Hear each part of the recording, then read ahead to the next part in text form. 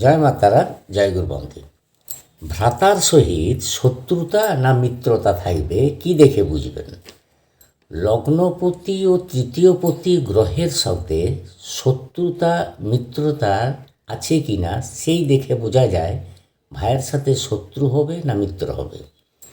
যদি লগ্নপতি ও তৃতীয়পতি গ্রহ পরস্পর শত্রু হয়, শত্রু থাকবে, আর যদি মিত্র হয় মিত্রতা থাকবে। লগ্নপতির গ্রহের সাথে যে যে ভাবপতি গ্রহের শত্রুতা ও মিত্রতা থাকে সেই স্বজনগণের সাথে শত্রুতা মিত্রতা বিচার করা হয়। যেমন লগ্ন থেকে চতুর্থ স্থান ও বৃহস্পতি থেকে সুখ চিন্তা করা হয়, আর চন্দ্র ও চতুর্থ স্থান থেকে মাদ্রি চিন্তা করা হয়। যদি দেখা যায় জন্মকুণ্ডলিতে রবি ও চন্দ্র স্বক্ষেত্রে অর্থাৎ নিজের ঘরে বসে আছে, সেখানে বৃহস্পতি দৃষ্টি দেয়, তাহলে সেই জাতক পরম সৌভাগ্য লাভ করে।